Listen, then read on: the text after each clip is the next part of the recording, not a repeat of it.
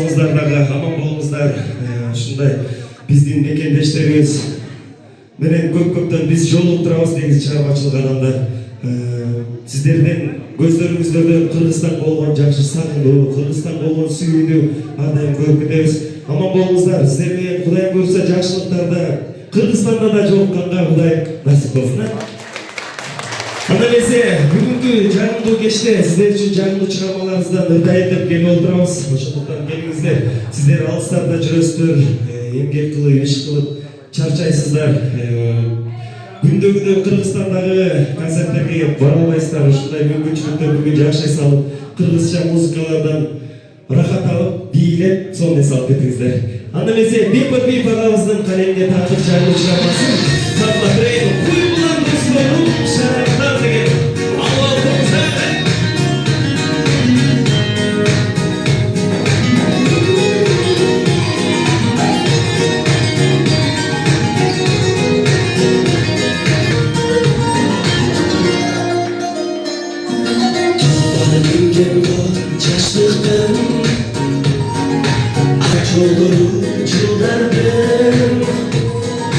Düşünüp kayrılmaz gündürmü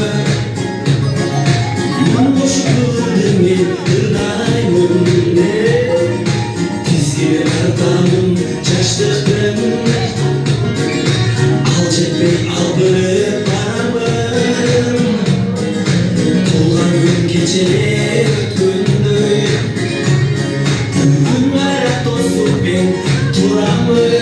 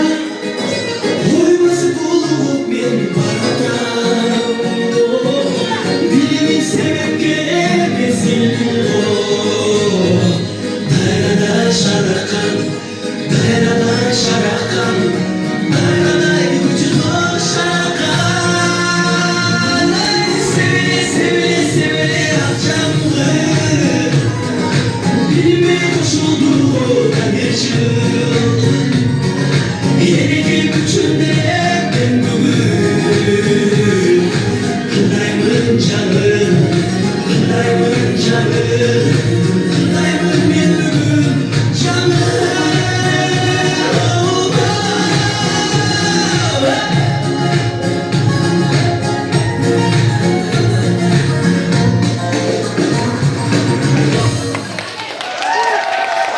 Чоң рахмат. Абдан сонун отырасыздар. Абдан